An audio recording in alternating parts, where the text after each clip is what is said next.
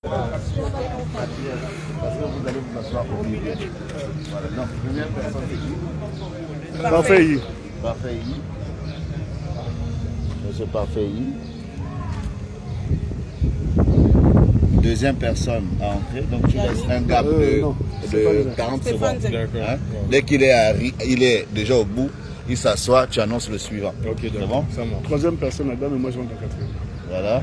Le dernier c'est rendu. Donc Stéphane Zen, après troisième personne, non, elle est la quatrième personne parce qu'elle s'assoit au milieu. Moi. Voilà. Yannick Domba. Yannick Domba. Très bien, très bien.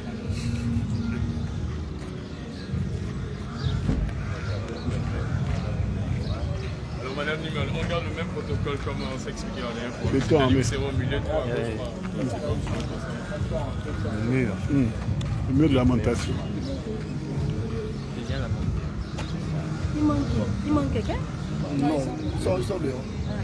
Cinquième personne.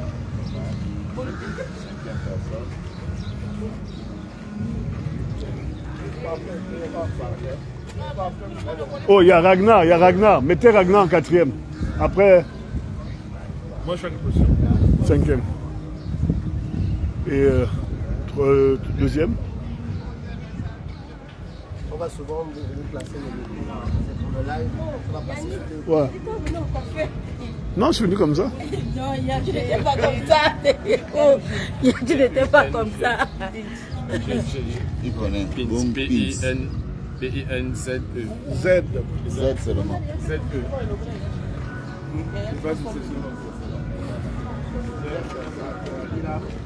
Quelqu'un va faire la projection. Le béton est là. Donc on va installer d'abord le son. Ouais, on va installer l'ordi.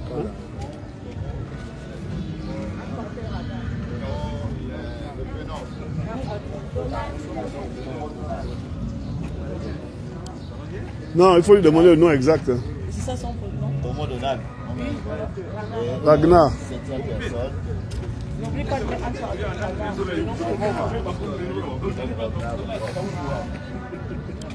Va voir si le nom qu'on met là pour t'annoncer le bon. Demande celui qui écrit le nom. La mort est un réflexe. Hein?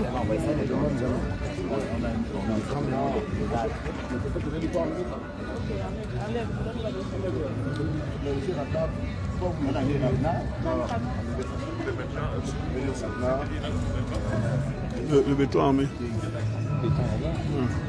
Oh, c'est bien. Sauce. Elle est descendre.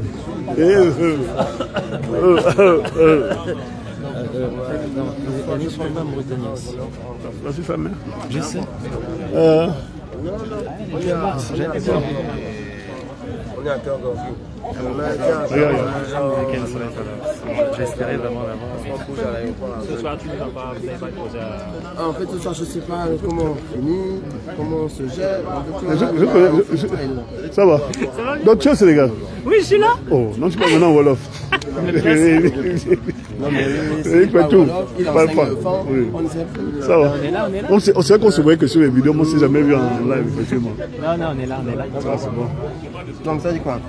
Attends, je vais faire la photo, j'ai envoyé à Dima. Là, le frangin est venu, on a fait on se capte bien. Il faut qu'on se voit avant que... Ça paraît rien, mais moi ça me touche. Parce que j'ai remarqué que maman est petite. Tu as l'impression que tu as déjà oublié. Donc, de temps en temps, on a un moment où il va au bas de là. Ça, tu peux le dire. Oui. C'est bon. C'est dommage. C'est bon, il est où mon frère et grand frère? Il faut suivre. Il faut suivre. Ségolène, tu peux l'utiliser, hein, Elle est où? ton direct si tu veux. Non, c'est bon. Non, c'est bon. Hein? Elle est là-bas devant. Ok. Hein? Non, c'est bon. Attends, je vais prendre la page. C'est quelle page? En fait, on va lancer sur la page Atubin. J'ai configuré pour Atubin du bien.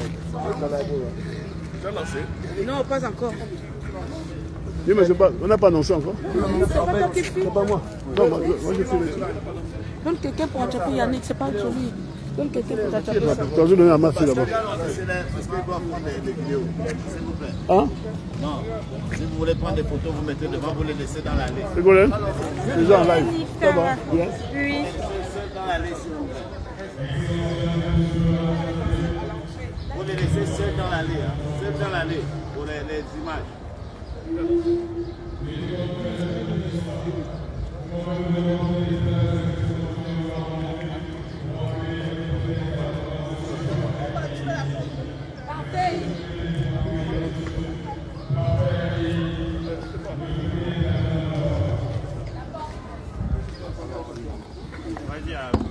Vas-y à l'intérieur déjà. On peut faire le regard français.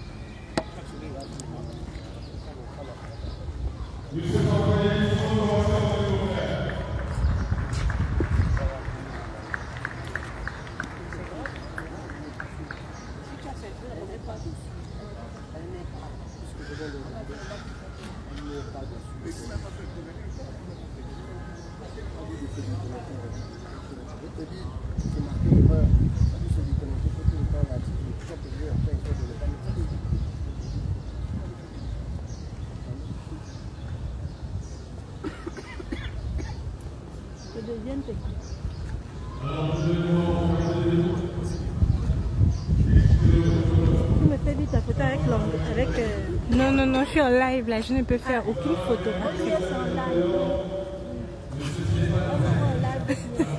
C'est live, papa il a dit que c'est pas.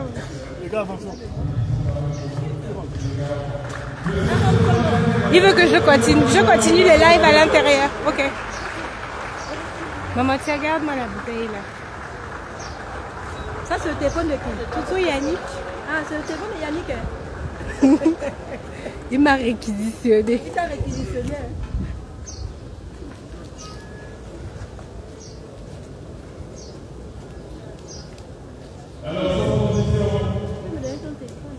Nous allons accueillir M.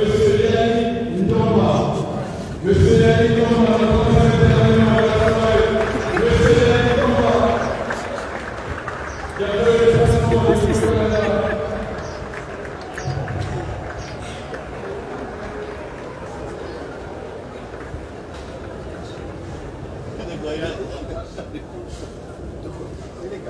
Il y a cette femme. La seule. La seule. La seule. Oh là là.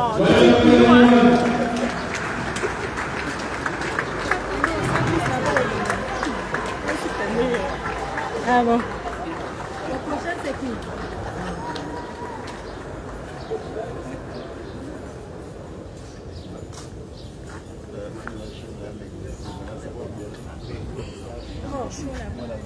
Mais mon frère, tu rentres quand même le blanc.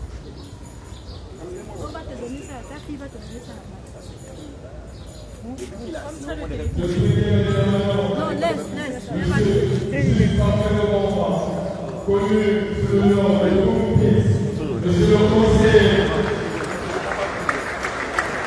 Monsieur le gouvernement, alias Public, Monsieur le conseiller.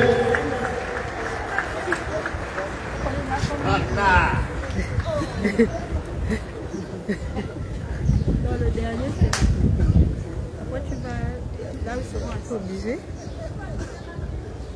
Ah oui. Ici, regarde comment le bouton ne rentre même plus.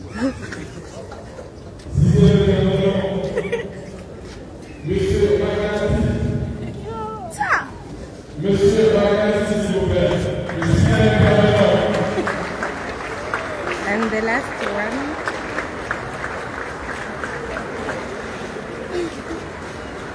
Allez, chers aînés, avancez déjà. Donc, quand vous allez aller, on va vous mettre votre micro. Là, vous aurez un micro à l'arrière.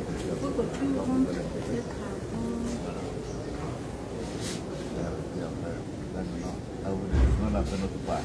Ouais, c'est tout. Et peut-être numéro 9, je vous demande d'accueillir très sérieusement Monsieur Lambi, Amiens, Washington.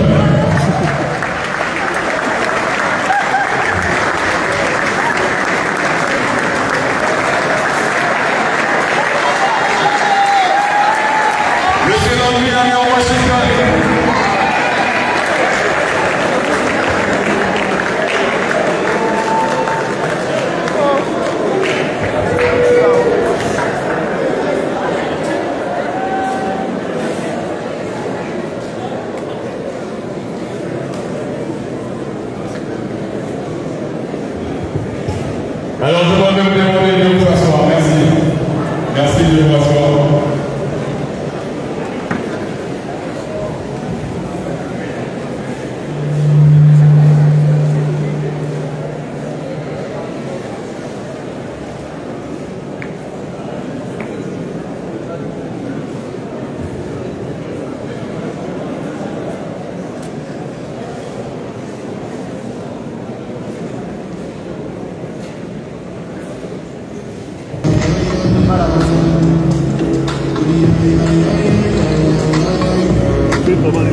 Oui.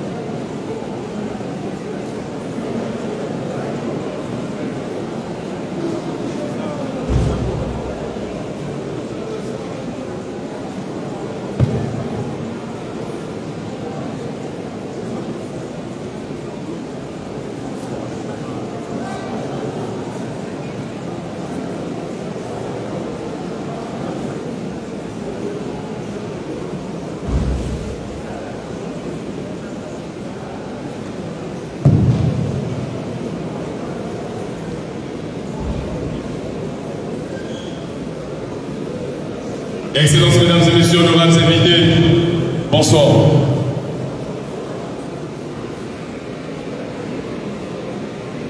Excellences, mesdames et messieurs, honorables invités, en vos rangs, grades et qualités, qu'il me soit permis, chers intervenants, au nom du comité d'organisation, de vous souhaiter la plus cordiale et chaleureuse bienvenue parmi nous. Bienvenue au Sénégal, bienvenue au pays de la Teranga, Ngolo Samba.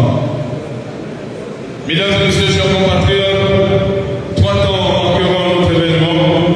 Nous aurons, dans un premier temps, l'allocution circonstancielle de M. Matoumou Jean-Paul, qui s'en suivra M. Prince Mamika, le président du Conseil des Gabonais du Sénégal. Nous donnerons la parole à nos intervenants et ensuite nous passerons à la phase questions-réponses parce que nous ne l'aurons pas oublié. Le rassemblement des activistes gabonais engagés sont au Sénégal pour une rencontre citoyenne. Nous demandons à toutes les personnes, nos compatriotes qui sont là, posez toutes les questions, mais s'il vous plaît, soyez brefs, concis et explicites dans vos questions, pour permettre à nos intervenants de pouvoir vous donner les réponses. Sans transition, Excellences, mesdames et messieurs, je vous demande encore très respectueusement de bien vouloir vous lever pour chanter ensemble l'hymne national du Gabon, la Concorde.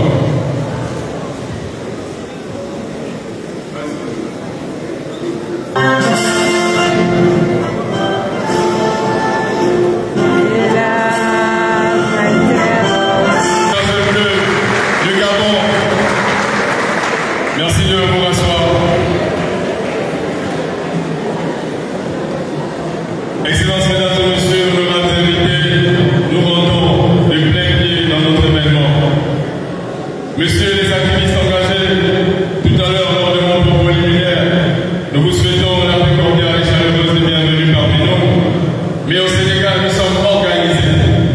Et dans les coutumes bantoues, nous savons que lorsque l'on arrive dans un village, ce sont les sages qui doivent vous souhaiter la plus cordiale et chaleureuse bienvenue.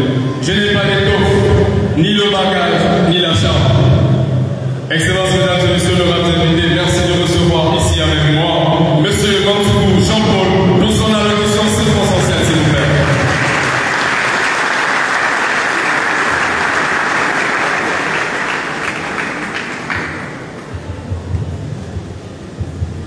Bonsoir à tous. Excellences, messieurs et dames des diplomates, chers aînés de la communauté, chers frères et sœurs venus du Gabon, chers frères et sœurs de la communauté,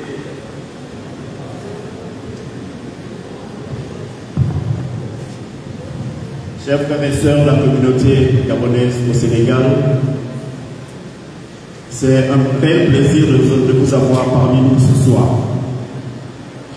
Ce soir est un jour particulier, nous allons échanger entre nous. Nous sommes sans oublier que le 12 avril 2025, nous allons avoir un événement très particulier, très important pour notre pays. Et alors que nous sommes ce soir donc réunis autour de cette rencontre citoyenne, ces bien-aimés et ces frères qui nous reviennent du Gabon, qui ne sont plus à présenter, que tous autant que nous sommes dans la salle connaissons au travers de leur activisme dans les réseaux sociaux, nous allons avoir le privilège de pouvoir les écouter et pouvoir échanger avec eux. Je voudrais simplement attirer notre attention pour que ces échanges soient les plus conviviaux possibles, sans débordement, parce que n'oublions pas une chose, nous sommes tous les enfants d'une même mère, le Gabon. Et je voudrais qu'ensemble, nous puissions échanger, préparer les questions. Vous avez des questions qui vous tapent l'esprit, c'est l'occasion de pouvoir les poser et ensemble nous allons échanger autour de cette maman qu'est le Gabon. Je vous remercie. Merci, Monsieur Jean-Paul. Sans transition, nous allons accueillir Monsieur Prince Mabika, qui est le président du Conseil des Gabonais du Sénégal. Sous vos ovations, s'il vous plaît. Monsieur Prince Mabika, le président du CGS. Chers panélistes, c'est l'organe qui fédère toute la communauté gabonaise au Sénégal.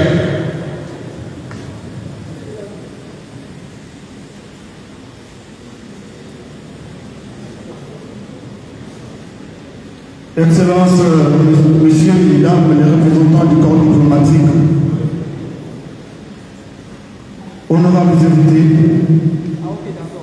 chers présidents d'Amical et du groupe socioculturel, recevez mes cordiales salutations. C'est un honneur et une joie immense pour nous d'accueillir la délégation du rassemblement des activistes gabonais engagés venus échanger avec la diaspora gabonaise du Sénégal. Votre présence parmi nous témoigne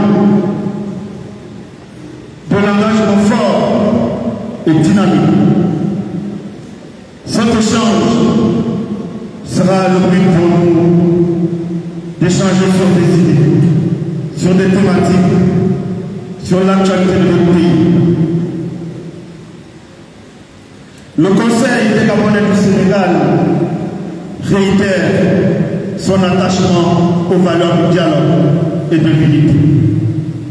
Chers compatriotes, au crépuscule de mon propos, permettez-moi d'élever l'équivoque sur mon identité.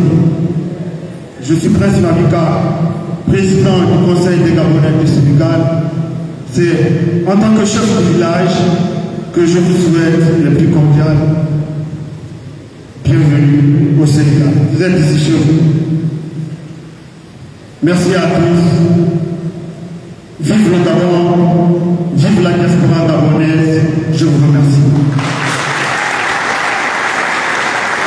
Monsieur Prince Mabika, le président du Conseil gabonais du Sénégal. Merci, Monsieur le Président.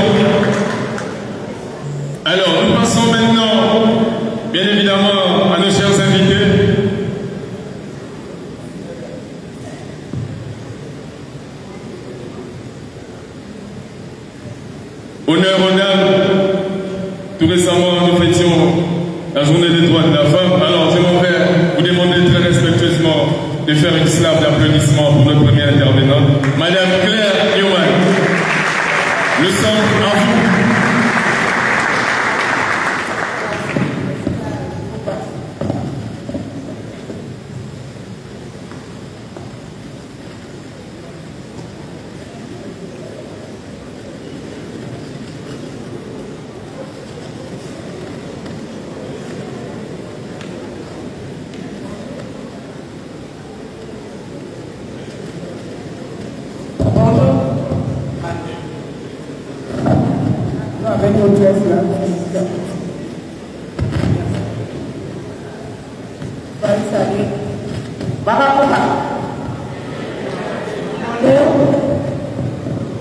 Voilà. On commence. Merci à tous. Merci aux diplomates. Merci aux responsables. Au président du Conseil gabonais du Sénégal et à toutes les personnes qui se sont déplacées. Voilà. Je suis très heureuse d'être avec vous, d'être parmi vous ce soir, cet après-midi, pour échanger ensemble.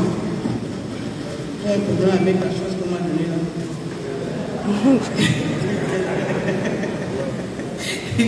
Pour échanger avec vous cet après-midi.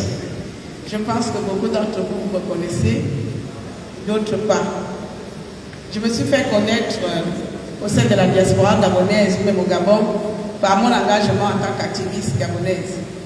On m'a donné beaucoup de noms, Tata Dérangé, Maréchal des opprimés, peu importe. Tout simplement, ma vocation était de combattre l'injustice que nous avons vécue pendant les 14 dernières années du règne d'Ali Bongo Ondimba. C'est pendant ce règne-là que moi, je me fais connaître en tant qu'activiste. Et donc, en 2023, lors du coup d'État, j'ai décidé tout simplement, comme enfant gabonais responsable, de rentrer dans mon pays et de voir ce que le pays me proposait.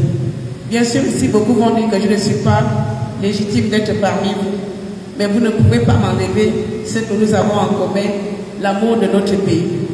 Donc, c'est à cause de l'amour de notre pays que je me tiens devant vous ici. Pas parce que j'ai un titre, pas parce que je suis nommée, pas parce que je m'appelle activiste quelconque, mais parce que je suis gabonaise. Et en tant que gabonaise, je me dois et j'ai l'obligation de m'entretenir avec mes citoyens, avec mes compatriotes, peu importe dans quel cadre. C'est pour ça que vous me voyez devant vous aujourd'hui. Prenez-moi comme je suis, avec mes défauts, avec mes qualités, avec mes cris, mais surtout comme votre sœur qui vient et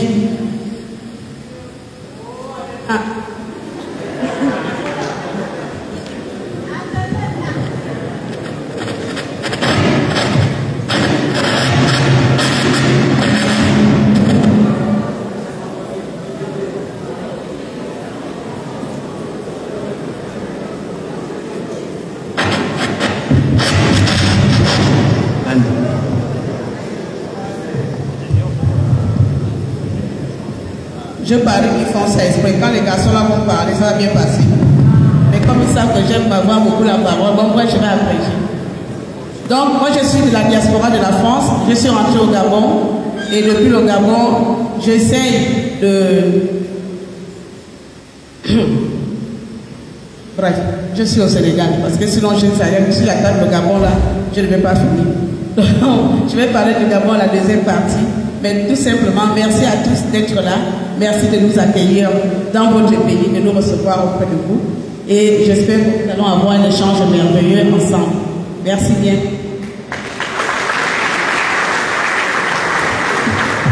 Merci Madame Claire Newman, vous avez accepté de relever le défi. Vous êtes la seule femme parmi les panélistes, s'il vous plaît. Je vous demande d'applaudir très respectueusement encore pour la. Alors sans transition, au deuxième intervenant, Monsieur Parfait, que je vous demande d'applaudir très respectueusement, s'il vous plaît. Monsieur Parfait.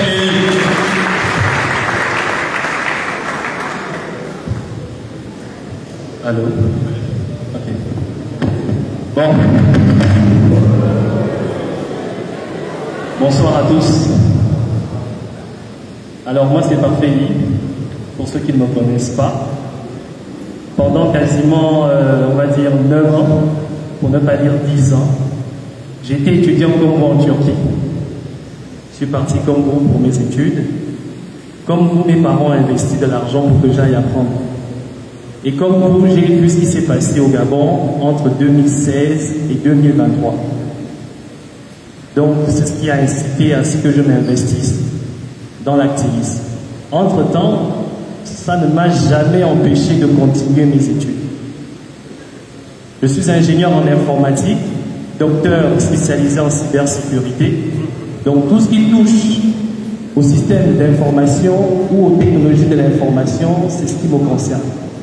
Et aujourd'hui, je suis directeur adjoint à l'ARCEP en tant que directeur des systèmes de l'information et du numérique.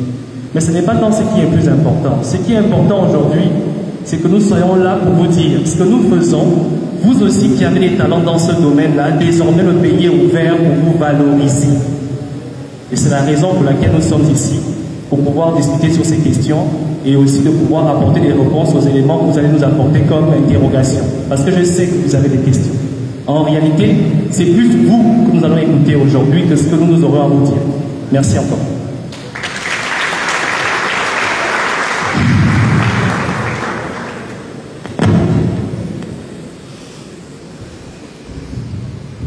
Alors s'il vous plaît, juste une annonce. Il y a un souci au niveau de l'entrée principale. Il y a le véhicule Peugeot blanche immatriculé AA835VF. Chevrolet Asna IT 1630. Merci de bien vouloir déplacer vos véhicules s'il vous plaît. Parce que les propriétaires, en fait, apparemment la route elle est barrée. Sans transition, nous continuons avec nos intervenants. Nous passons cette fois-ci à M. Stéphane Zeng, que je vous demande d'applaudir s'il vous plaît. M. Stéphane Zeng.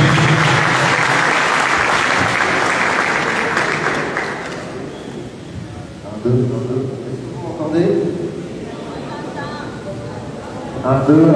Est-ce que vous m'entendez mieux? Toujours pas. Est-ce que c'est mieux? Non, toujours pas. Là, ça va? Ils font exprès. Équipe A. Équipe A. Les analystes, est-ce que vous êtes là? Ils sont où? Il n'y en a pas un seul. Hein? Ah si, il y en a quand même. Je m'appelle André Stéphane Zeng Tonga, en abrégé Stéphane Zeng.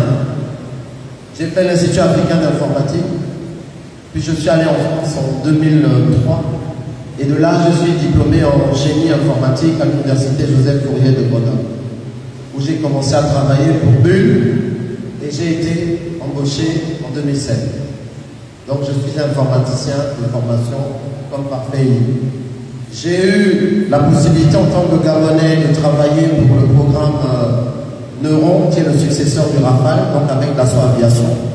Et ça m'a permis pendant plusieurs années d'avoir 14 brevets d'invention qui sont tous sur Google Patents.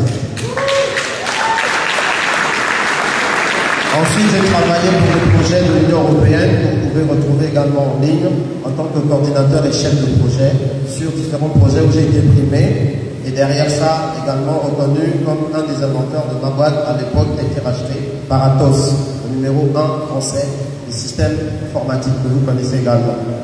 J'ai décidé, après le coup de la libération en 2023, le 30 août, de rentrer au pays après 8 ans de résistance. Pour moi, je me définis comme activiste parce que j'ai choisi les actions directes comme moyen d'obtenir la libération du Gabon et la juste répartition des ressources du pays. C'était ça ma définition d'activiste. Et j'ai toujours voulu que ce système tombe. Pas juste un régime, je parle du système. Et le système, c'est le régime qui pilote le système, mais c'est aussi nos propres mentalités qui accompagnent ce système. Donc pour ça, moi-même, j'ai dû faire ma propre transition. Et aujourd'hui, nous sommes tous en transition, enfin, je l'espère. Depuis que je suis rentré au Gabon, donc je travaille en collaboration avec les autorités, notamment la plus haute autorité du pays, le président de la transition, mais pas que. Et nous avons la mission en tant qu'activistes de dire les choses toujours de manière directe, même si c'est dans un canal un peu plus direct aussi. Mais c'est toujours de manière directe. Donc récemment, j'ai été nommé directeur du Centre Gabonais de l'Innovation, qui est situé en face de El Rafa, et je souhaite juste pour terminer que nous tous nous puissions accompagner l'innovation du changement du Gabon au niveau des mentalités, mais également au niveau de l'usage, des emplois et tout le reste. Je suis là pour échanger avec vous. Merci beaucoup.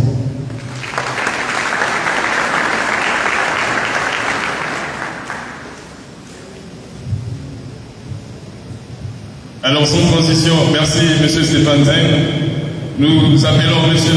Yannick Ndamba, sous vos ovations, s'il vous plaît. M. Yannick Ndamba. Bonsoir, bonjour à tout le monde. Yannick Ndamba, je viens du Canada, je suis Gabonais.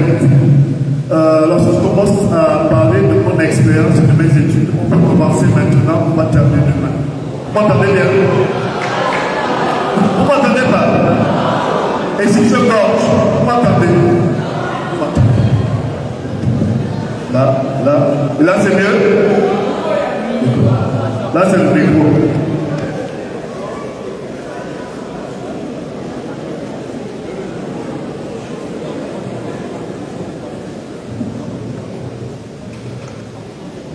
Alors je reprends. Alors je m'appelle Yannick Ndamba, je suis Gabonais comme vous et je vis au Canada depuis 10 ans. Si je commence à faire mon parcours de mes études, on va commencer aujourd'hui, on va terminer jusqu'à demain. J'ai été diplômé, j'ai mon bac en 93. Donc il y en a qui n'étaient pas nés là. Toi tu n'étais pas né, toi tu n'étais pas né, toi tu n'étais pas né. Donc aujourd'hui je vis au Canada avec ma famille depuis 10 ans, depuis août 2014. Et les études que j'ai faites, j'ai un master en finance, j'ai le DSCG, j'ai un master en management culturel. C'est pour ça que j'ai réussi à manager le groupe qu'on appelle Mauvaise Haleine. Si vous le connaissez, c'est bien. Si vous ne connaissez pas, vous allez apprendre à le connaître. Je suis professeur au Canada depuis 10 ans et je suis investisseur immobilier.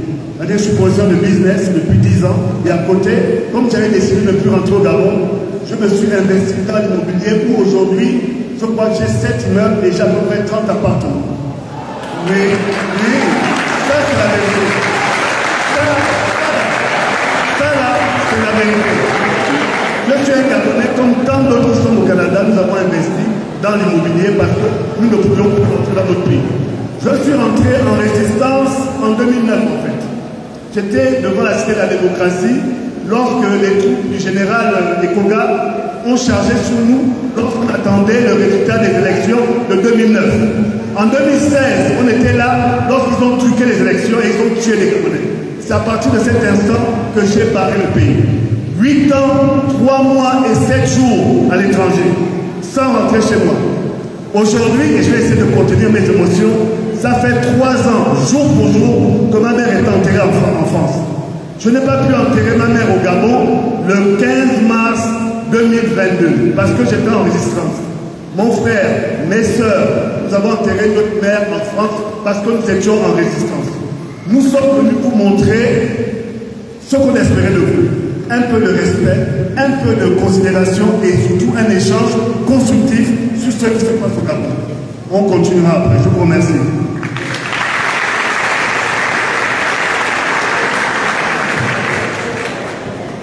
Merci, M. Yannick Ndamba. Nous continuons maintenant de l'autre côté. Je vous demande d'accueillir et d'applaudir ici M. Juste Parfait Mobamba, alias Bombit, monsieur le conseiller.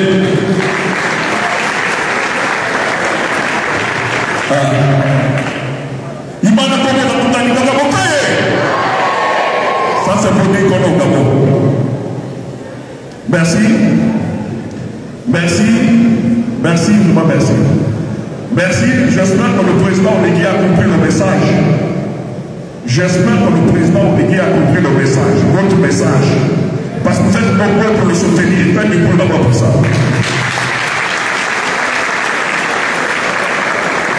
J'espère que le président Oligui, quand vous allez finir vos études, il va aussi vous rendre la monnaie. Parce que vous devez être chez vous, vous êtes venus pour écouter le message. Je vous dis une fois de plus, merci. Je me considère comme un gamin qui brille dans la boue. Pourquoi un gamin qui brille dans la boue? Parce que vous avez écouté le CV des autres. Moi, la différence entre eux, moi je ne suis pas un diplômé. Mais comme on est au quartier, merci. Comme on dit au quartier, et on va parler comme au quartier. Parce que c'est le quartier qui m'a amené à conseiller. Et si j'oublie le quartier, c'est que je suis perdu. Parce que le quartier, c'est la base. Je suis là parce que je suis oise.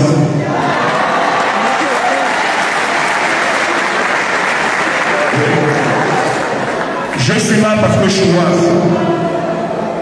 Et je vous demande, il ne faut pas vous gêner d'assumer ce que vous êtes.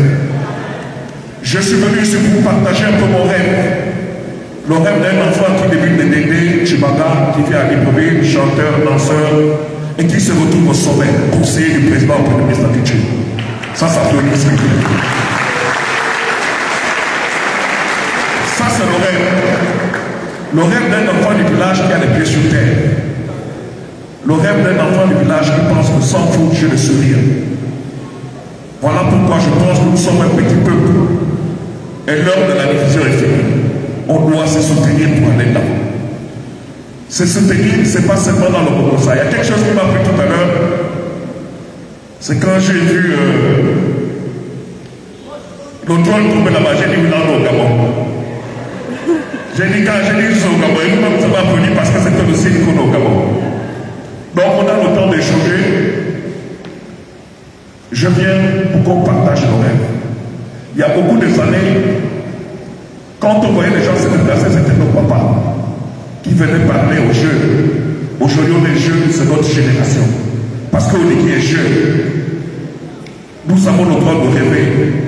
Nous avons le droit que nos enfants s'appellent Obama, Gemba, ou Mama, ou Sapo. Parce qu'il n'y a pas de magie. Ce n'est que le travail. Il faut croire à ce qu'on fait. Aussi difficile peuvent être les conditions de vie. Mais quand tu crois, tu trouves le chemin. Je cru à ce combat pendant 7 ans d'exil. Aujourd'hui, je suis là. Ce n'est pas un rêve, je me suis battu et j'ai pu. Et pour ça, une fois de plus, je vous dis merci.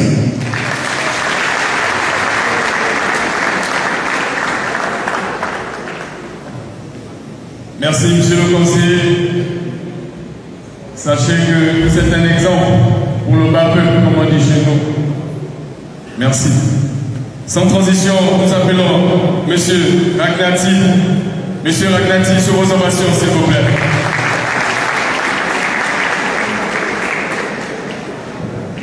Il va le refaire, parce que j'ai l'impression que vous dormez. Refais d'abord.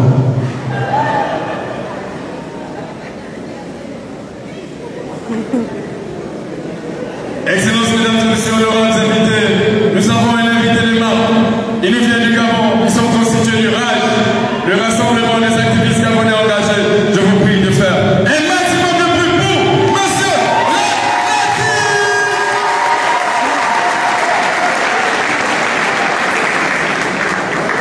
Bonne année à tous. Je ne vais pas être long.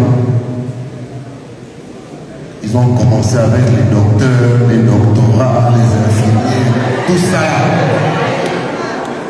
Moi, mon patronyme c'est Tomo Ngwante Ernest Luka Lenal. Mon père m'a tout aimé, qui m'a donné tous les noms de sa famille. Je vous remercie d'être là. Parce que pour partir de là où vous êtes, pour arriver ici, chacun de vous a posé la question. Cela, ils vont même nous dire quoi? Parce qu'on est Gabonais, on se connaît. Maintenant, vous êtes devant nous. Un grand merci à toutes les personnes qui ont organisé cet événement. Moi, je suis Ragnar. J'ai fait des études de comptabilité. Comme je suis Gabonais, je n'ai jamais travaillé en comptabilité. Je me suis retrouvé expert en sécurité. Sécurité incendie au Suriteo. J'ai travaillé pour l'aéroport de Roissy pendant 5 ans. Quand je rentre au Gabon, j'étais chef à Gare du Nord. Pour ceux qui connaissent la France, je gérais tout ce qui est bombes et compagnie.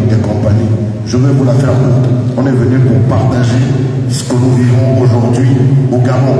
On est venu pour partager avec vous parce que nous voyons aujourd'hui le président de la République qui a la volonté de faire, la volonté de se déplacer, la volonté d'aller parler, la volonté de dire et faire.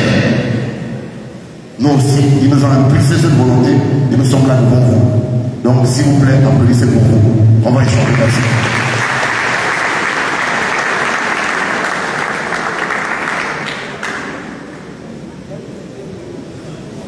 Merci beaucoup, monsieur Ragnati, merci. Alors, peut-être le meilleur pour la fin. Je n'aimerais pas que M. Amion me demande de reprendre aussi sa présentation. Je vous demande, s'il vous plaît, de faire un maximum de bruit pour M. Amion Landry Washington, s'il vous plaît. M. Landry Washington.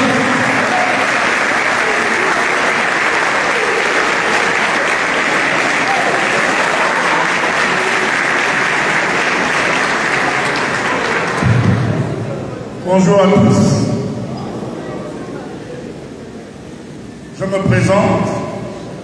Je suis Landry Amion Washington, américain d'origine gabonaise.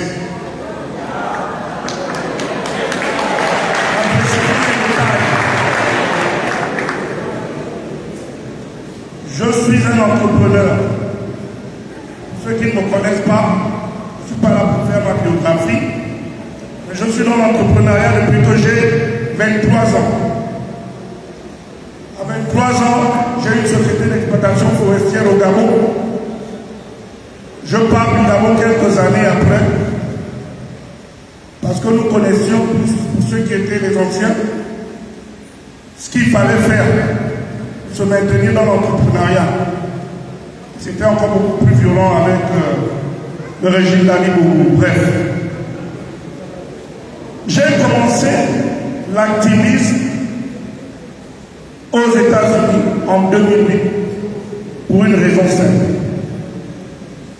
Parce qu'au Gabon, on ne permettait pas aux Gabonais d'entreprendre et d'être riches dans leur pays sans condition. Il y avait des conditions, il y avait des préalables, il fallait rentrer dans les loges avec tout ce que ça comporte. C'est comme ça que j'ai créé ma société en 1998, GITA, Gabon International Timber and Associates. J'ai fait d'abord l'exploitation, j'ai fait du négoce. Et après, on a failli me tuer au Gabon. En 2000, je suis parti aux États-Unis.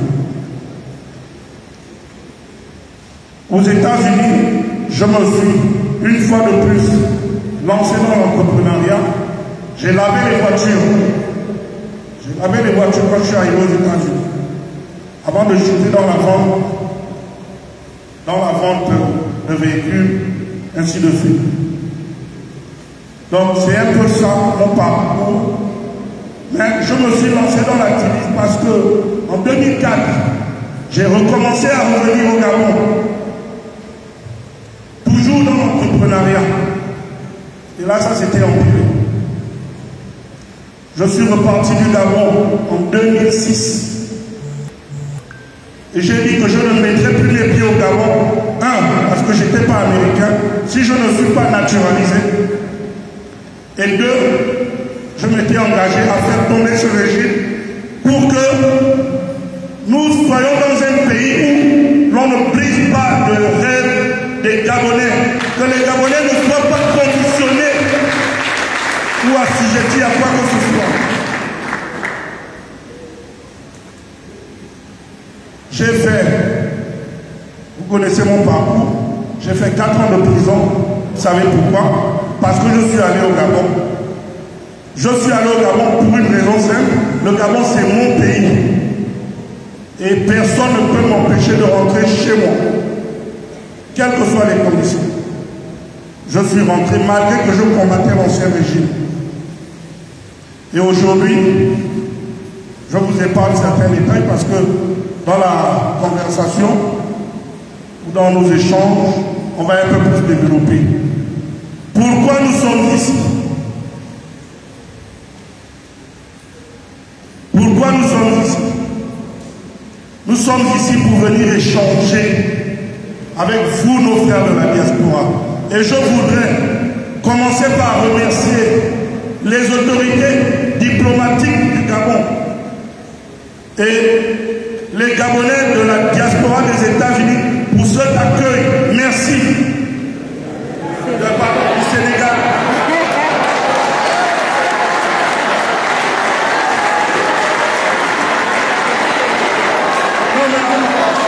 Regardez, je me suis baladé dans la nuit au Sénégal, je me suis baladé à Dakar, et croyez-moi, je n'étais pas trop dépaysé.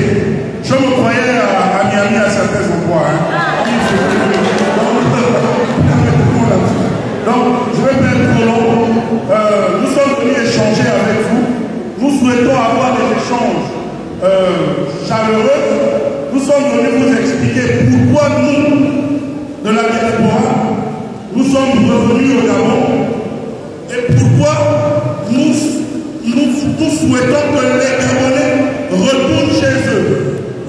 Parce que le Gabonais ne peut être construit par les Gabonais. Donc c'est ça le but de notre venue ici au Sénégal.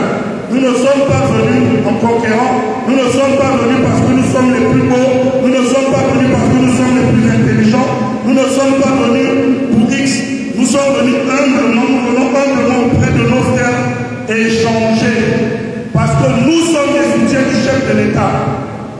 D'abord de la transition du général Oligui. Nous sommes les soutiens de la transition. Ensuite, du général Oligui. Beaucoup, nous sommes intrompris par plusieurs d'entre vous. Parce qu'il y en a qui se demandent, mais pourquoi cela ne parle plus?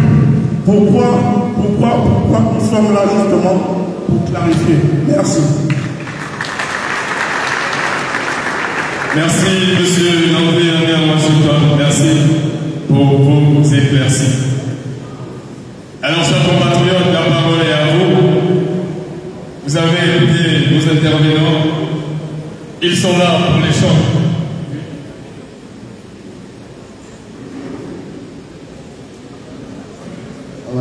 Voilà, en fait, là maintenant, on va essayer de passer à quelques éléments de contexte, ce qu'on a vu. Et ensuite, on pourra vous donner la parole. Ça va aller très vite. Parce que l'élection présidentielle qui va arriver au Gabon a des enjeux énormes. Il faut qu'on échange autour de ces enjeux. La première chose, c'est que lorsque on regarde l'Afrique centrale, vous vivez ici en Afrique de l'Ouest, vous avez vu qu'ils mènent des luttes de libération depuis longtemps. Et ces luttes sont faites par les États. Nous, en Afrique centrale, on a démarré cette lutte aussi, mais on a un petit retard. Mais regardons le contexte dans lequel le Gabon fait sa transition douce, comme l'a dit Obiangema et tout le reste. 1. Nous avons 3 pays autour de nous, dont un côté 28 ans de règne pour donner Sassou Nguesso à 81 ans. De l'autre côté, on a 92 ans pour Paul Biya et plus de 40 ans de pouvoir. De l'autre côté également, on a à peu près 48 ans, un peu plus, après 50 ans de pouvoir pour M. Obiangema. Ça veut dire quoi? Nous savons avec certitude que dans les 5-10 prochaines années, il y aura des transitions autour de nous. Nous avons commencé la nôtre. Donc on a une sous-région potentiellement instable, mais avec un pays qui a entamé sa transition. Ce pays devient donc un centre d'intérêt, aussi bien au niveau sous-régional qu'au niveau international. 1. Deuxième chose, toutes les dynamiques d'ensemble sont portées souvent par une paire de pays. L'Union européenne, c'est France-Allemagne. Et en Afrique centrale, on a vu Obiangema qui depuis toujours veut que l'Afrique centrale démarre également ses luttes définitives de libération. Il ne tarde pas de le dire. Sauf qu'il ne trouvait pas d'alliés dans ce combat. Et on a vu que très récemment, il a déclenché une fusion de pensée avec le Gabon au travers du général Oligui. Il le montre également au travers de l'interconnexion de l'électricité, qu'on a vu que comme interconnexion d'électricité, mais ce n'est pas seulement de ça qu'il s'agit. Parce qu'Obiangema, anticipant la fin de son régime et la continuité d'un autre régime, se dit, si je laisse mon pays dans une situation d'instabilité chronique, lui aussi va sombrer. Parce qu'en Guinée équatoriale, il y a quand même des choses qui ont démarré un peu plus loin même que la plupart de ses voisins. Donc il nourrit l'espoir que le Gabon lui serve de deuxième pied pour la dynamique sous-régionale. C'est très important de le comprendre. Allons plus loin. Lorsque le Gabon récupère le pays le 30 août 2023, on se rend compte d'une chose. 4 tonnes d'or ont été exploitées à Bakoudou, mais cet argent n'est jamais rentré dans les caisses de l'État. Aujourd'hui, en 2024, c'est la première fois que l'exploitation de l'or rentre au budget. Mais on se rend compte que ce n'est pas tout et ce n'est absolument pas grand-chose. Lorsque vous regardez dans le Goyevino, dans la zone où on veut faire les gisements, notamment de Nikébé pour le fer, en réalité, il n'y a pas que le fer. Il y a à peu près 21 couches de minerais. Je dis bien 21. Chaque minerai est couché sur un autre. L'or, le diamant, jusqu'à des métaux, des minerais dont on ne connaît pas encore le nom. Ce qui veut dire que le régime d'avant avait bradé cette exploitation en récupérant juste un peu de miel pendant que les autres, eux, ils savaient ce qu'ils trouvent. Nous avons déjà montré la carte minière du Gabon datée de 2009 qui a été faite en conjonction entre l'Union européenne et le Gabon, sur laquelle vous voyez qu'il n'y a pas une seule région du Gabon où il n'y a pas des ressources précieuses. Je dis bien pas une seule. Donc nous sommes similaires au niveau géologique à la RDC. Comprenez ce que ça veut dire. Troisième intérêt, l'eau. Entre 2050 et 2100, les conflits sur la planète seront les conflits d'eau douce. Nous, en Afrique, dans le bassin équatorial, nous avons nos réserves d'eau qui sont intactes. Ce qui veut dire qu'encore une fois, comme avec le bois, encore une fois comme avec l'uranium, encore une fois comme avec tout le reste, nous sommes prisés par les puissances coloniales internationales qui n'arrêtent pas de coloniser. Je vous pose quelques enjeux. Pour défendre le pays qui est dans cette situation de richesse et qui doit se développer, pour le défendre de ces perfides trompeurs étrangers qui s'appuient souvent et malheureusement sur des Gabonais trop perfides en interne, il faut des personnes fortes qui construisent des régimes forts, qui font de la redistribution de richesses, parce que ces régimes forts qui font la redistribution de richesses, c'est difficile de diviser les Gabonais entre eux quand chacun est satisfait de ce qu'il reçoit. C'est la recette du Kobiangema qu'il est en train de transmettre petit à petit au Gabon. Et cette recette repose sur le fait que nous soyons conscients des enjeux. Et que même si on a à notre tête un dirigeant patriote, comme on l'a vu aujourd'hui, parce que c'est la réalité, personne ne peut reprocher au Ndingema de ne pas être patriote. Pour une raison simple, je vous prends des exemples et on termine là-dessus. Taxi Gab. Beaucoup de Gabonais, quand ils ont vu arriver l'initiative, ils ont dit donc la seule chose qu'on peut proposer aux Gabonais, c'est de conduire des taxis. En moyenne, Taxi Gab, c'est entre 70 000 et 100 000 francs de chiffre d'affaires jour par chauffeur. Ce qui fait en moyenne entre 50 et 70 000 de bénéfices par jour par chauffeur. Pour un dépôt de 1,1 million et tous les jours tu mets 20 000 pour que clé en main en cas de panne, on vient juste tout réparer. Ce qui fait qu'il y a des Gabonais qui touchent 1 million par mois alors qu'ils étaient dans les mapates, dans les quartiers. Il y a 417 qui ont été distribués, 399 en cours pour une cible de 10 000 taxis. À 10 000 taxis, c'est 10 000 Gabonais qui peuvent toucher en moyenne 1 million en travaillant 26 jours par mois. Ce n'est pas rien. Mais on va plus loin. Il y a 150 000 logements de fonctionnaires en prévision. Il y a 20 000 logements étudiants en prévision. Et il y a la restauration de la plupart des universités. L'USDM, il reste un bâtiment. Moi-même, je suis allé voir. L'UOB, il y a 3 milliards qui ont été décaissés pour ça. Nous étions là-bas il n'y a pas longtemps. Nous avons vu. L'université de Moulila est en train d'évoluer vers une construction quasiment terminée. L'université d'Oyel, les fondations avancent. Et nous avons également l'Institut des sciences et technologies qui s'appelait avant LSP Paul Pouya de Loué Lolo, qui aujourd'hui est devenu un institut universitaire. En gros, il y a des réformes, en même temps des infrastructures comme on a vu au Sénégal. Mesdames et messieurs, dans ce contexte-là, nous avons vu qu'il faut un homme fort. La force, souvent, aujourd'hui, c'est les militaires qui la portent. Mali, Niger et Burkina Faso nous ont montré l'exemple. Thomas Sankara nous a montré l'exemple. Thierry Rollet nous a montré l'exemple. Le militaire est le symbole de la force. Mais quand un militaire est patriote, il peut encore mieux préserver les intérêts de son pays. Tant qu'on ne le laisse pas faire tout et n'importe quoi, c'est notre mission en tant que peuple. Mais en même temps, tant qu'on sait se ranger derrière lui pour que nous ne soyons pas divisés les uns contre les autres, aussi bien à l'intérieur que dans la sous-région. Donc, et c'est ma conclusion, pour le moment, le président Libye, en réalité, il n'a pas d'adversaire politique. Soyons vraiment carrés là-dessus. Les adversaires qu'il a, c'est le chômage. C'est le fait qu'on n'a pas l'eau dans les quartiers. C'est parce qu'on n'a pas d'électricité. Mais c'est à nous tous de contribuer à ce que cela soit une effectivité. Tout en ne disant pas, on ne donne pas carton blanc pour tout. Quand ça ne va pas, on dit ça ne va pas. Mais développons le pays comme les autres ont fait et on va y arriver. Voici les enjeux que je vous pose sur la table. Merci beaucoup.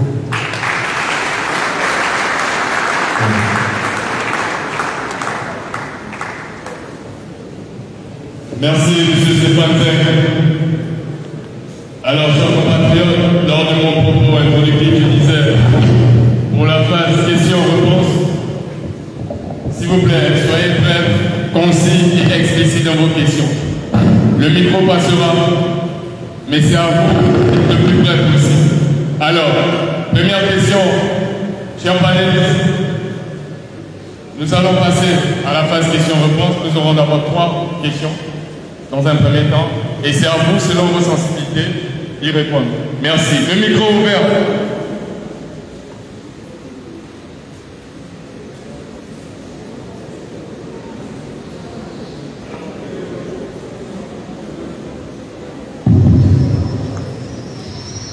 C'est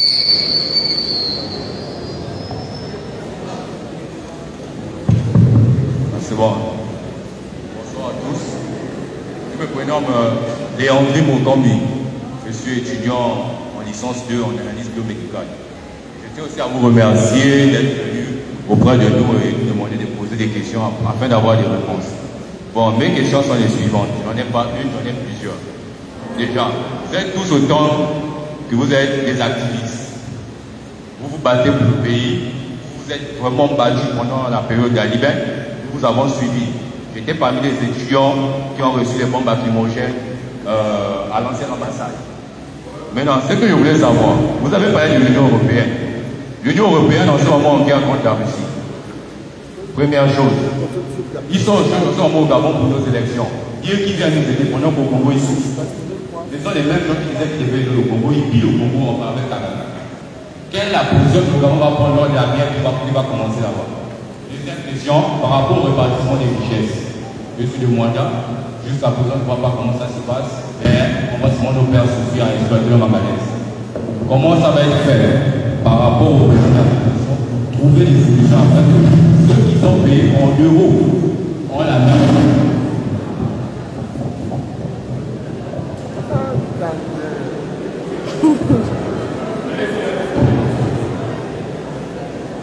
Allez-y, terminez votre question rapidement.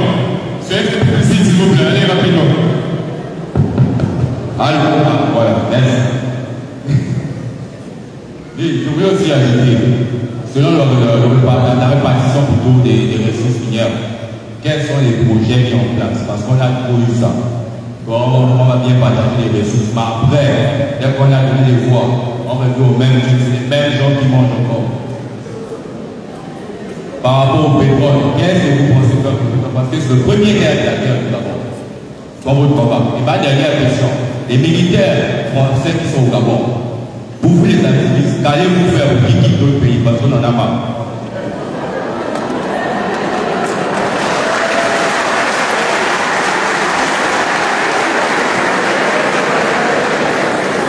Alors, chers compatriotes,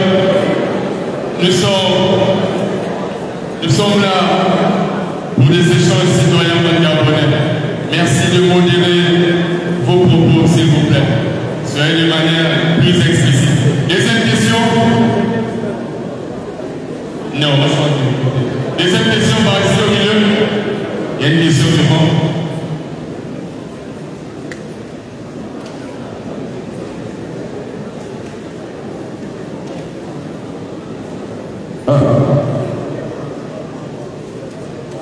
Oui, bonsoir. Je n'ai pas bien saisi la question. Qu'est-ce qu'il faut faire pour que les militaires français quittent le pays? C'est ça? C'est ça la question? Je veux d'abord répondre à celle-là. Il ne faut pas qu'on confonde les choses. Les problèmes que les Sénégalais ont avec les militaires français, on n'a pas ça au Gabon. Il faut qu'on ne pas confondre les choses. Parce que souvent on a l'habitude de confondre les choses. On écoute ici panafricanisme, on n'a pas les mêmes problèmes que le Mali. Les militaires français, ils torturent les Maliens au Mali. Chez nous au Gabon, les militaires français, ils sont là au camp de Gaulle. C'est là où on a le voir appliquer. On n'a pas dit qu'on ne va pas les chasser. Mais il faut qu'on pose des questions avec un soyant réaliste. Les militaires français, s'ils nous volent, ils nous volent dans l'ombre. Parce que si le Gabonais voit ça physiquement, je crois que ça va partir. Donc on n'a pas les mêmes problèmes. Dans beaucoup de pays africains, on est tous partout, on n'a pas les mêmes problèmes, il faut que nous soyons réalistes. Le problème du Gabonais, c'est le manque d'eau. C'est les routes qui sont mal faites. C'est le chômage. Il faut qu'on soit réaliste. Les militaires gabonais, les militaires français ne nous empêchent à rien qu'on soit réaliste. C'est les mauvais dirigeants qu'on avait qui n'ont pas fait évoluer le pays. Ça fait un an qu'Olivier est arrivé. Il croit concrètement qu'est-ce que les militaires français empêchent à Olivier de faire. Nous sommes là, on voit le changement. Vous vous imaginez la présidence de la République. Lorsqu'il est là, il va faire 14 ans. Il n'arrivait pas à rendre cette route. Olivier arrive même pas un an. l'emploi.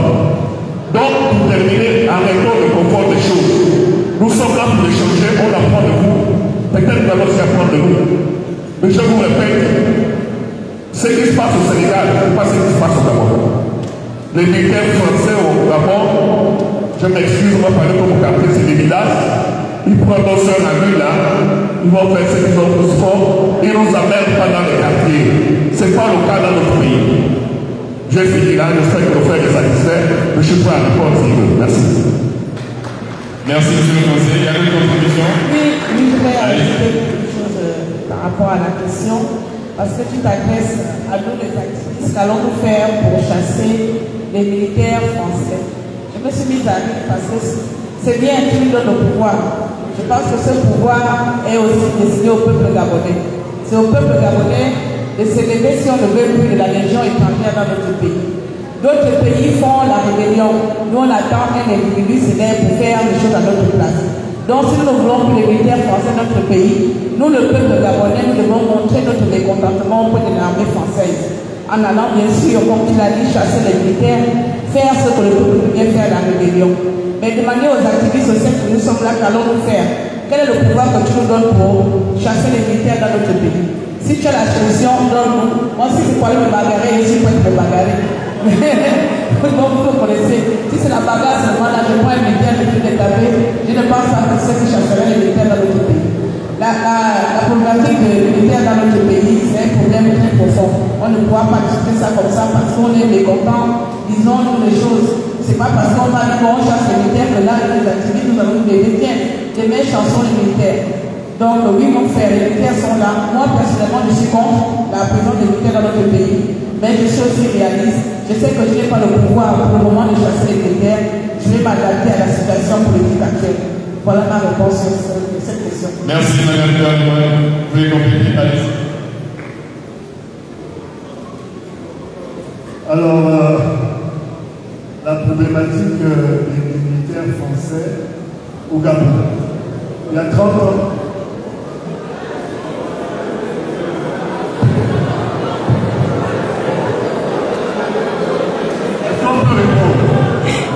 elles ont répondu. Il y avait une autre question qui concernait les ressources minières. Qu'est-ce qui est prévu pour les ressources minières? Il y a un de mes collègues qui a parlé tout à l'heure de l'exploit de Stéphane justement, qui nous expliquait que le Gabon était très très riche. Mais en face de la richesse, il faut des formations. Vous comprenez? C'est bien de dire qu'il y a des ressources minières, qu'il y a des gens qui exploitent des ressources minières et pétrolières, le sol du Gabon depuis 50 ans. Nous, qu'est-ce qu'on propose? C'est la formation pour qu'il y ait des personnes compétentes pour pouvoir gérer ces ressources minières. Je donne par exemple un exemple. Lors de nos années d'activisme, on a constaté, Stéphane, moi, parfait, vous et les autres, qu'il y avait la pollution et que l'argent du pétrole ne rentrait pas.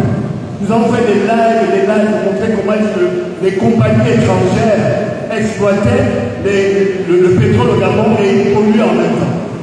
On a fait des lives. Et lorsque le président Olivier a pris le pouvoir, il a convoqué plusieurs activistes, dont mon petit frère Bernard Christian Récoula. Parce que c'est un des frères qui était le plus actif avec Stéphane et nous autres sur la notion de pollution. Sauf que lorsqu'on parle de pollution au Gabon, en face, on essaie de voir quels sont les experts gabonais qui sont prêts à parler et lutter ou dénoncer cette pollution. En général, il n'y a pas grand monde.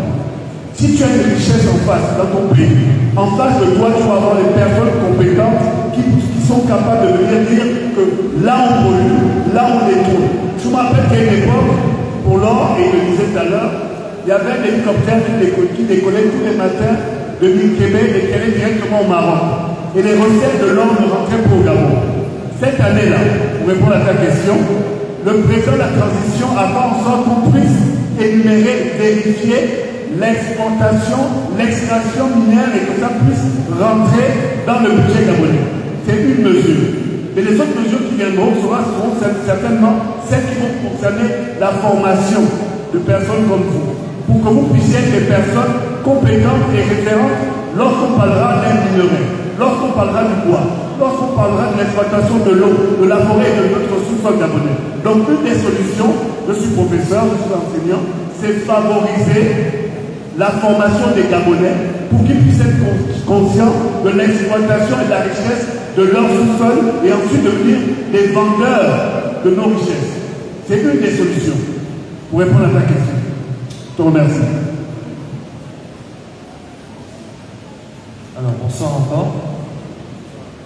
Bon, moi je vais revenir sur la répartition des richesses. Je pense que nous avons souvent une mauvaise connotation du mot. Lorsqu'on parle de répartition des richesses, ça ne veut pas dire qu'on va vendre de l'organèse et on distribue l'argent à tout le monde. C'est pas ce que ça veut dire. Mais savoir que dans notre pays, on peut exploiter le pétrole, le manganèse, l'uranium, le fer, l'or, ça veut dire que d'abord les Gabonais doivent s'investir dans l'exploitation de ces matières premières en créant des entreprises. Et aujourd'hui, le président de la transition a mis en place cette banque de l'entrepreneuriat.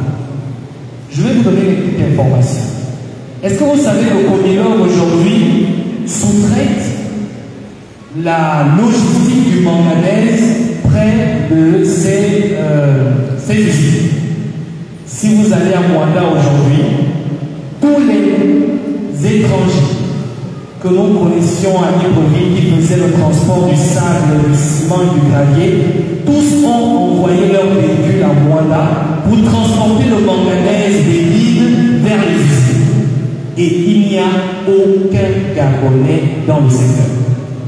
C'est aussi un moyen de repartir l'argent que produit les minéraux et les richesses de notre pays. On nous dit qu'aujourd'hui, nous pouvons exploiter le manganèse, nous pouvons exploiter le fer, nous pouvons exploiter le bois, nous pouvons exploiter les ressources de notre pays, mais il est essentiel que ce soit les Gabonais qui s'investissent dans l'exploitation de ces minéraux. Et c'est par ce moyen qu'on arrive à faire ce qu'on appelle la répartition des richesses. Ça, c'était déjà pour ça. Mais j'aimerais quand même si les autres ont déjà répondu par rapport à la question de l'armée française. Je pense que nous disons que le Gabon est un pays souverain. Et je pense qu'il est nécessaire que vous qui êtes étudiants, et voilà la raison pour laquelle je me suis attardé là-dessus. Vous qui êtes étudiants aujourd'hui, Stéphane a parlé des enjeux monétaires. Il est nécessaire, parce que vous êtes dans des pays où ces questions ont déjà été abordées. J'ai été agréablement surpris de voir le Sénégal, c'est la première fois que j'arrive au Sénégal. Je repars du Sénégal très jaloux.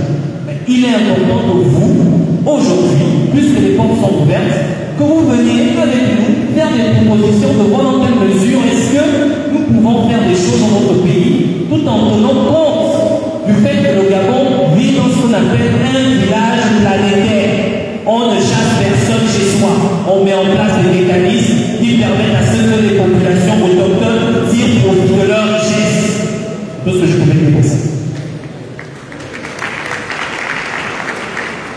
Je voulais rajouter, d'abord aujourd'hui nous avons une problématique sur la maîtrise de notre richesse, c'est la terre. Il y a ce qu'on appelle les cartes d'exploitant artisanal que normalement nous tous ici nous devons avoir parce que les richesses sont dans nos villages. Je vous recommande déjà, si vous pouvez, on va les digitaliser bien sûr, mais il faudrait que chaque Gabonais ait la possibilité de créer sa carte d'exploitant artisanal. Parce que si vous n'avez pas de carte d'exploitant artisanal, ce sont les populations rurales qui devront les créer. C'est 50 000 francs par personne. Au village, 50 000, c'est compliqué. Essayons tous d'envoyer 50 000, de descendre au village et essayer d'avoir une carte d'exploitant. Ça vous donne la possibilité d'exploiter vous aussi. Parce que ça ne doit pas vous échapper. Deuxième chose, toutes ces procédures aujourd'hui vont être digitalisées. J'ai l'honneur, en tant que directeur du Centre Gabonais d'Innovation, de travailler avec le ministère des Mines pour la digitalisation du cadastre minier du Gabon. Aujourd'hui, c'est sur papier. Ça veut dire que quand on répertorie les richesses, elles sont sur quelque chose d'imprimé. Nous devons le faire de manière digitale pour déclencher les procédures d'acquisition en ligne et aussi faire le suivi et le contrôle de ce qui est réellement exploité, parce qu'on ne le sait pas. Ça, c'est la deuxième chose. La troisième chose, c'est sur le pétrole. Le frère parlait de ça. Si tu regardes le communiqué numéro 038, ce communiqué porte création d'un organisme qui est sur le contrôle des ressources pétrolières au Gabon, avec notamment le général Bacheli et le colonel Gomez. Et en fait, on s'est rendu compte d'une chose. Les ressources pétrolières du Gabon nous parlent de 200 000 barils de production jour. C'est du déclaratif. Personne n'était capable de contrôler si c'est 250 ou 300 000. Parce qu'à un certain niveau, au Gabonais, on va aller même regarder ce qui est exporté dans les tankers. Donc cet organisme est maintenant mis en place et il va jusqu'à l'exportation du pétrole pour contrôler exactement ce qui passe dans les pipelines. C'est quelque chose de très important. Les gens ne s'en rendent pas compte. Parce que chaque millimètre de pétrole, c'est beaucoup d'argent. Donc ce sont des choses concrètes comme ça qui sont mises en œuvre. Mais moi, j'aimerais vraiment encourager chaque Gabonais ici. Et il y a les initiatives aussi de Kidino Iron, qu'on connaît. Vous savez qu'il y a eu une signature d'un contrat d'exploitation à l'époque avec des Chinois qui portait sur quasiment 25 ans, où ils étaient exonérés d'impôts et de tout le reste. Ça a été dénoncé par le CTRI. Aujourd'hui, il est question de restructurer l'exploitation minière au Gabon et de créer surtout un port à eau profonde au niveau de Mayumba. Parce que sans port à eau profonde, vous ne pouvez pas transporter les minerais depuis les mines qui sont dans le Guédigo et le Guélolo et les exporter notamment au port de Vedo, ce n'est pas possible. Le port de Vedo, il est trop, on va dire, il n'est pas assez profond. La zone la plus profonde du Gabon, c'est à Mayumba. C'est là qu'il faut créer un port à eau profonde. L'État a lancé aujourd'hui des prospections pour des investisseurs parce que je ne pense pas d'entre nous ici. Quelqu'un dit qu'il y a 100 milliards pour la construction d'un port. Il faut donc malheureusement que les investisseurs viennent. Mais pour ça, ils ont besoin de stabilité. D'où le fait qu'on a écouté aussi la transition pour qu'il y ait plus de stabilité comme plus d'investisseurs. Nous devons nous investir tous aussi dans cela. Merci, c'est ce que je voulais compléter.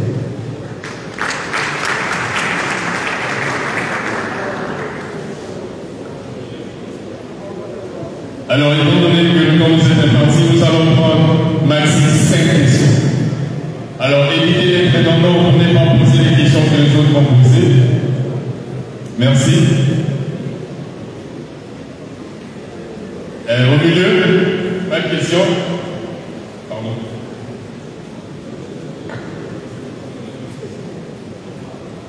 Bonsoir à tous.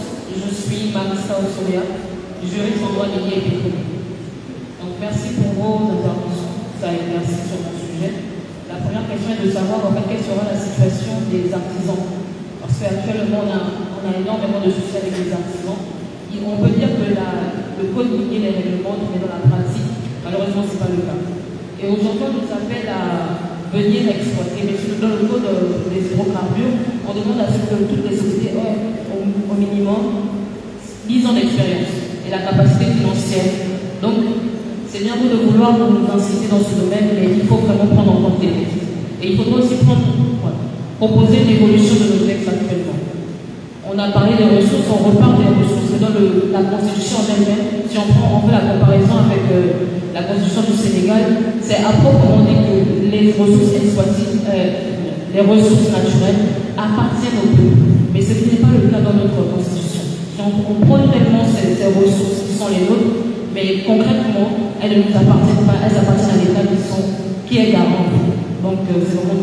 Et par rapport à la pollution, il y a beaucoup, si on prend le cas de la Norvège, c'est vraiment le pays exemplaire en termes de ressources extractives. Merci encore pour l'idée de, par rapport aux hydrocarbures, imposer aux investisseurs la main-d'œuvre locale. Si on prend le contexte toujours du Sénégal, dans tous les CPP, les contrats de partage de production, il y a ce contexte-là de la main-d'œuvre, c'est ça en fait, la main-d'œuvre locale, et c'est imposé aussi la responsabilité sociétale des entreprises, où on oblige les sociétés extractives à prendre soin des populations autour, à prendre soin à créer la construction des écoles, la construction de plusieurs choses. Donc si on n'a pas ce sens-là aussi, le contenu local par rapport à la répartition des ressources.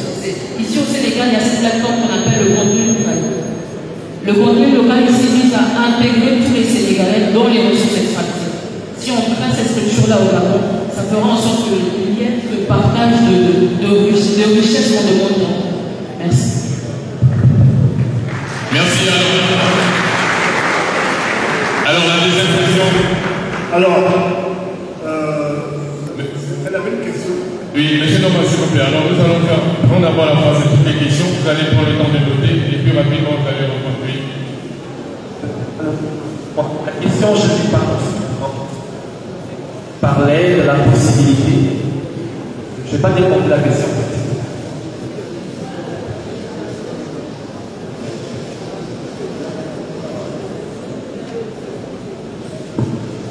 Que proposez-vous pour les artisans?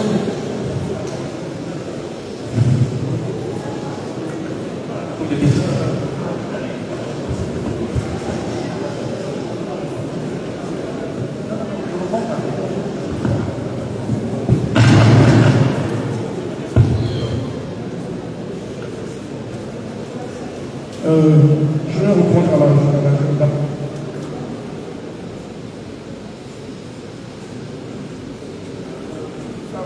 Je vais devoir me lever. Vous avez parlé, vous avez posé la question sur la main-d'œuvre locale, n'est-ce pas? J'étais commissaire au dialogue et j'étais à la sous-commission emploi. À cette sous-commission emploi, nous avons justement traité de ce problème de main-d'œuvre expatriés. Et nous nous sommes rendus compte, enfin moi, je me suis rendu compte que le Gabon avait des très bons textes.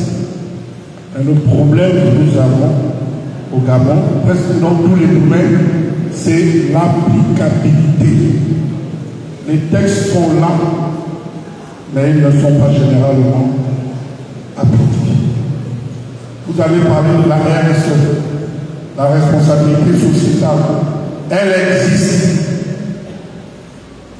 pour toute société qui extrait les ressources naturelles du Gabon dans chaque localité. Elle existe. C'est tout simplement que ce que nous devons comprendre, qui est la raison de notre présence ici, à Dakar, dans la diaspora, et cette tournée que nous faisons, c'est pour dire aux Gabonais que le Gabon est un pays en reconstruction ou en construction. Et le Gabon ne peut être construit que par les Gabonais. Il n'y a pas les Gabonais de la Providence. Beaucoup ici sont au Sénégal. Je sais que la moitié, sinon presque plus, en dehors des officiels, vous êtes presque tous des étudiants. Presque tous des étudiants. Des diplômés, des Bruxelles. Il est temps, on est venu pour vous dire de revenir dans votre pays, de songer à revenir dans votre pays pour justement propulser ce changement et non d'attendre que ce soit certain, parce que les Gabonais, nous sommes tous égaux. Donc, ce petit temps que j'ai fait lors du dialogue m'a permis de découvrir beaucoup de choses. Nous avons des textes. Même celui qui parlait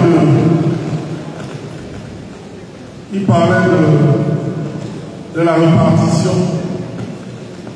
Tout ça, il y a les textes. Nous ne maîtrisons pas les textes. Parce qu'aucun d'entre nous ne maîtrise les textes. Mais le Gabon a beaucoup de textes. C'est un pays en construction. Et c'est à nous de le faire. Donc, je crois avoir répondu, tant que je peux, à la jeune dame sur ces questions. Par contre, elle a parlé de la situation des artisans. Donc, je crois qu'on a eu un artiste ici. Alors, en parlant de l'emploi des Gabonais, il a dit on avait les textes. Le 24 novembre 2024, nous sommes allés à Port-Gentil. Et lors de notre voyage à Port-Gentil, c'est la fameuse vidéo où nous sommes arrivés à l'aéroport de Port-Gentil. Et l'André avec Washington nous a interpellé sur le fait que cet aéroport avait le nom du défunt Biafra qui dirigeait le Gabon. La suite, vous la connaissez. Mais lorsque nous sommes allés à Port-Gentil, nous avons rencontré des entrepreneurs gabonais du pétrole. C'est pas du riche, je me trompe. Et lorsque nous sommes assis à discuter avec près de 30 ou 40 entrepreneurs, ils nous ont donné des problèmes qu'ils subissaient en tant que Gabonais dans le milieu du pétrole. Ce qui se passe, c'est que le droit gabonais dit que la main-d'œuvre est autochtone. Sauf que les autochtones qui travaillent, qui veulent avoir des contrats à Port-Gentil, se battent 1000 fois plus que les compagnies étrangères. Et qu'est-ce que font ces compagnies étrangères? Elles embauchent des Gabonais pour la façade et derrière, elles embauchent des populations étrangères dont je dirais le nom par discrétion. Vous comprenez? Et quand ils sont venus nous voir, ils nous ont dit ce qui est incroyable, c'est qu'on a des contrats précaires d'un mois lorsqu'on a des contrats. C'est-à-dire qu'un travailleur gabonais dans son pays, à Port-Gentil, qui est soudeur dans les plateformes pétrolières, il a des contrats de 1 mois chaque mois. Donc 12 contrats de 1 mois par an. Et donc, dès qu'ils font des manifestations, on les vire. Et qui est-ce qu'on prend derrière? C'est la main-d'œuvre étrangère. Et il y a une espèce de petite mafia dans la région de Port-Gentil qui était installée encore plus ces 14 dernières années, qui faisait en sorte que les Gabonais étaient en marge de la propre production pétrolière et des services accompagnés à Port-Gentil. Nous, on était venus pour une mission spéciale, on s'est retrouvés à parler de ces problèmes. Donc la réalité sur le terrain, c'est que les Gabonais sont là, ils ont les compétences, mais il y a une espèce de mafia étrangère qui minorise, qui méprise les Gabonais sur le terrain. Et ça, on l'a vécu. Mais qu'est-ce que nous on fait à ce moment-là? Et je réponds au monsieur qui dit qu'ils sont des activistes. On note, on filme et on envoie aux autorités. Et croyez-nous, et on a envoyé directement au ministre de l'Industrie. Quand on a rencontré les Gabonais, ils ont dit oui, à chaque fois c'est le même tralala, machin. Le ministre de l'Industrie nous a reçus. Et on lui a expliqué la réalité du problème des Port-Gentil. Et ça, on l'a fait. En tant qu'activiste, parce que nous n'avons aucun rôle régalien, sauf le patriotisme. Nous sommes allés sur la table du ministre de l'Industrie et on lui a donné le dossier en lui disant ça ne va pas, ça ne va pas. Et il s'est déplacé sur Port-Gentil. Ils sont en train de traiter ce problème d'application des textes pour les autochtones dans le milieu pétrolier à Port-Gentil. Voilà. Merci, M. Yannick Lombard. Alors cette fois-ci, on prend uniquement les 7 questions. Je vais demander aux panélistes de noter en même temps et enfin qu'ils puissent répondre question par question. Oui.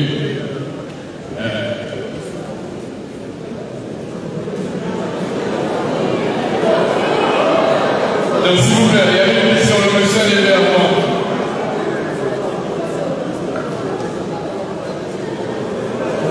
Bonsoir à tous.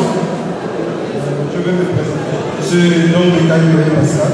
Je suis étudiant en génie logiciel. Et hier, je fais, d'après tout ce que je peux entendre, d'après vos interventions, il y a des points qui ont un peu fait réfléchir dans ma tête. Tout à l'heure, vous avez parlé de carte minéralière. Vous avez parlé de Gabonais qui doivent s'investir dans le milieu des mines. Vous avez parlé de pas mal de choses. Mais aujourd'hui, à l'heure de la mondialisation, on sait que l'extraction minière, pure et simplement, peu importe sa quantité, peu importe le nom, même si nous tous sommes humains, sans valeur ajoutée, ne va pas vraiment favoriser nos pays sur le moyen et long terme. Parce que la population s'ajoute. On a une population jeune, forte croissance démographique. Et vous avez parlé tout à l'heure également de formation. Sachant que le développement et l'économie d'une nation se théorisent et se projettent sur plusieurs années, vous, en tant que rassemblement des activistes du Gabon émergent, et du Gabon est engagé autant que moi, et excusez-moi, c'est une erreur vraiment monumentale. Et fort de vos expériences, parce que vous avez été à l'étranger, vous avez des diplômes de haut niveau d'études, vous avez de l'expérience. Quelle proposition vous faites aux autorités qui nous écoutent aujourd'hui pour faire basculer notre pays d'une exploitation purement minière, purement artisanale, je dirais, à tendre vers une économie de transformation? Je m'explique, par exemple, si Total vient avant pour exploiter le pétrole, est-ce qu'on ne peut pas dire à Total que oui, vous pouvez exploiter, mais faites quand même une usine de raffinerie là sur place, pour aussi permettre aux Gabonais d'être familiers à ces métiers. Et ça, c'était le premier volet, excusez-moi. Le second volet, c'était à l'heure, excusez-moi, ça va être M. Stéphane qui parlait de stabilité et de tout ce qui va avec par rapport aux enjeux sous-régionaux et un peu plus vastes. Moi, ce que je voulais demander, c'est, vu qu'on parle de stabilité, que la stabilité économique ou même sociale ou politique d'un pays, c'est un tout, est-ce qu'au-delà juste du côté minier, il ne serait pas aussi vous qui avez la possibilité de parler avec nos autorités actuelles, donner aussi des stratégies, développer des secteurs aussi stratégiques tels que l'agriculture, c'est-à-dire se nourrir, tels que la pêche, et ainsi de suite. Donc, vous êtes en face de nous et nous sommes contents.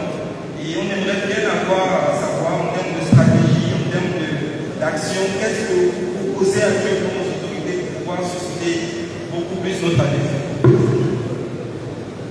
Alors, vous êtes... Bonsoir à tous, je suis Jaël Campo, étudiante en fin de cycle.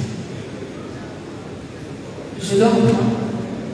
Je disais bonsoir à tous, je suis Jaël Campo, étudiante en fin de cycle de master en droit des affaires et fiscalité.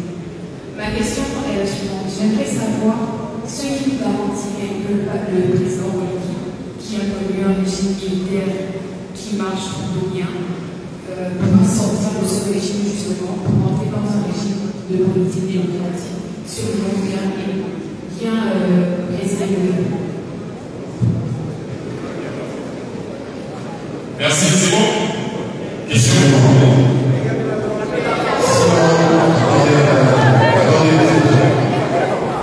Vous savez, le cerveau humain continue à toujours.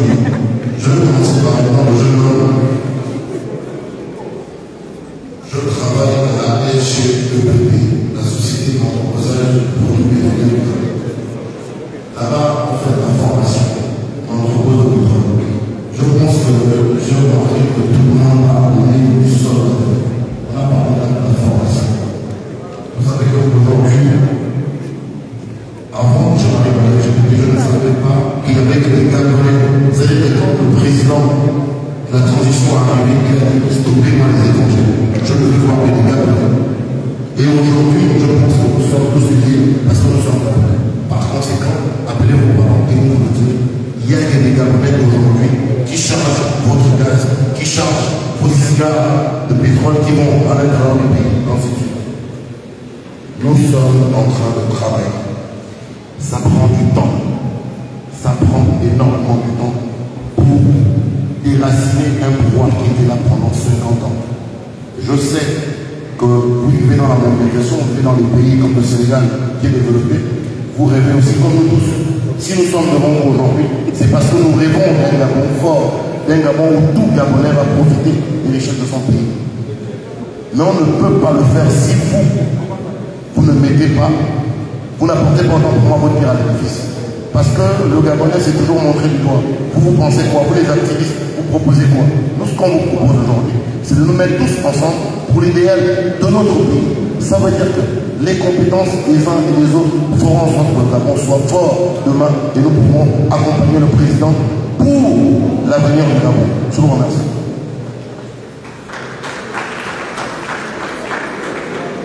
Alors merci. Monsieur le conseil, s'il vous plaît, permettez à ceux qui ont terminé d'abord la question, ensuite vous aurez la latitude de répondre. S'il vous plaît. Merci. Excusez-moi. Il y a les dames.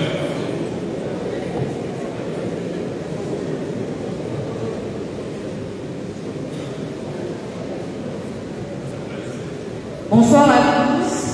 Je me prénomme Curtis. Mon nom de famille est Allian. Je tire ma question d'un constat. La durée de la transition était de 2 ans. Il était dit de base que le président de la transition ne serait pas candidat aux élections présidentielles. Nous constatons que les élections sont organisées à la hâte.